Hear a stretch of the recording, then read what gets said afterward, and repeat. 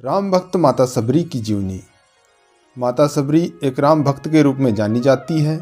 आज भी माता सबरी की जन्म तिथि को सबरी जयंती के रूप में मनाया जाता है। सबरी एक आदिवासी भील की पुत्री थी। देखने में बहुत ही साधारण और दिल से बहुत कोमल लड़की थी।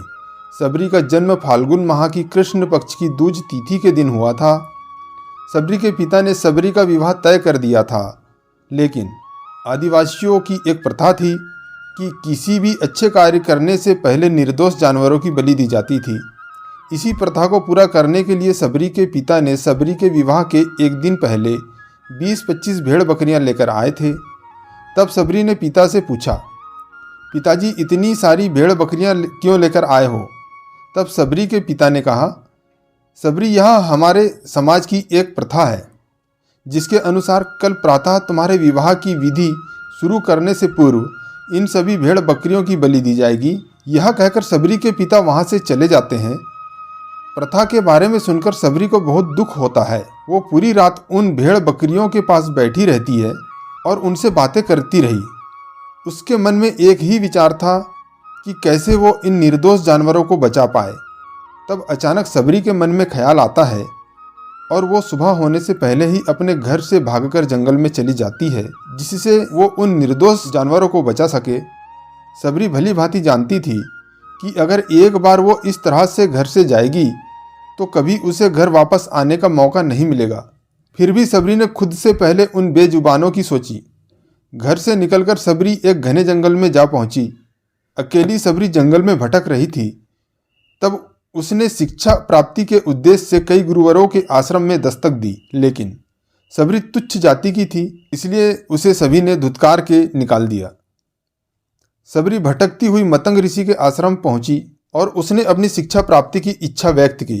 मतंग ऋषि ने सबरी को सहर्ष अपने गुरुकुल में स्थान दे दिया तथा अन्य बाकी ऋषियों ने मतंग ऋषि का तिरस्कार किया, लेकिन मतंग ऋषि ने सबरी को अपने आश्रम में स्थान दे दिया। सबरी ने गुरुकुल के सभी आचरणों को आसानी से अपना लिया और दिन रात अपने गुरु की सेवा करने में लग गई। सबरी जतन से शिक्षा ग्रहण करने के साथ साथ आश्रम की सफाई, गौशाला की देखरेख, दूध दोहने के कार्य के साथ सभी गुरुकुल के वासियों के लिए भोजन बनाने के कार्य में लग गई। कई वर्ष बीत गए। मतंग ऋषि सबरी की गुरु भक्ति से बहुत प्रसन्न थे। मतंग ऋषि का शरीर दुर्बल हो चुका था, इसलिए उन्होंने एक दिन सबरी को अपने पास बुलाया और कहा, पुत्री, मेरा शरीर दुर्बल हो चुका है, इसलिए मैं अपनी देह यहीं छोड़ना चाहता हूँ, लेकिन उससे पहले मैं तुम्हें आशीर्वाद देना चाहता हूँ। बोलो पुत्री, तुम्हें क्या चाहिए? आंखों में आंसू भरकर सबरी मतंग ऋषि से कहती है, हे गुरुवर, आप ही मेरे पिता हैं। मैं आपके कारण ही जीवित हूँ। आप मुझे अपने साथ ही ले जाएं। तब मतंग ऋषि ने कहा, नहीं पुत्री, तुम्हें मेरे बाद मेरे इस आश्रम का ध्यान रखना है। तुम जैसी गुरु पुरायण शिष्या को उसके कर्मों का उचित फल मिलेगा। एक दिन भगवान राम तुमसे मिलने यहाँ आएंगे और उस दिन तुम्हारा उद्धार होगा और तुम्हें मोक्ष की प्राप्ति होगी। इतना कहकर मतंग ऋषि अपनी देह त्याग कर समाधि ले लेते हैं। उसी दिन से सबरी हर रोज प्रातः उठकर बगीचे में जाती और ढेर सारे फल इकट्ठा करती, सुंदर सुंदर फूलों से अपना आश्रम सजाती, क्योंकि उसे भगवान राम के आने का कोई निश्चित दिन का पता नहीं था।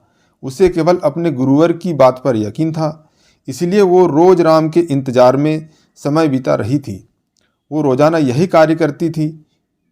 एक दिन सबरी आश्रम के पास के तालाब में जल लेने गई। वहीं पास में एक ऋषि तपस्या में लीन थे। जब उन्होंने सबरी को जल लेते देखा तो उसे अछूत कहकर उस पर एक पत्थर फेंक कर मारा और उसकी चोट से बहते रक्त की एक बूंद से तालाब का सारा पानी रक्त में बदल गया। यह देखकर संत सबरी को बुरा भला और पापी कहकर चिल्लाने लगा। सबरी रोती हुई अपने आश्रम में चली गई। उसके जाने के बाद ऋषि फिर से तप करने लगे। उस ऋषि ने बहुत से जतन किए, लेकिन वो तालाब में भरे रक्त को जल नहीं बना पाया। उसमें गंगा, यमुना, सभी पवित्र नदियों का जल डाला, लेकिन रक्त जल में नहीं बदला। कई वर्षों बाद जब भगवान राम सीता हरण के बाद उनकी खोज में वहां आए, तब वहां के लोगों ने भगवान राम को बुलाया और आग्रह किया कि वे अपने चरणों के स्पर्श से इस तालाब के रक्त को पुनः जल में बदल दें। राम उनकी बात सुनकर तालाब के रक्त को चरणों से स्पर्श करते हैं, लेकिन कुछ नहीं होता। तब राम ऋषि से पूछते हैं, हे ऋषिवर, मुझे इस तालाब का इतिहास बताओ। तब ऋषि उन्हें सबरी और तालाब की पूरी कथा बताते हैं और कहते हैं, हे भगवान, यह जल उसी शूद्र सबरी के कारण अपवित्र हुआ है। तब भगवान राम ने दुखी होकर कहा, हे ऋषि, यह रक्त उस देवी सबरी का नहीं, मेरे हृदय का है, जिसे तुमने अपने अपशब्दों से घायल किया। भगवान राम ऋषि से आग्रह करते हैं कि मुझे देवी सबरी से मिलना है। तब सबरी को बुलावा भेजा जाता है। राम का नाम सुनते ही सबरी दौड़ी चली आती है। राम मेरे प्रभु कहती हुई जब वो तालाब के समीप पहुंचती है, तब उसके पैर की धूल तालाब में चली जाती है और तालाब का सारा रक्त जल में बदल जाता है।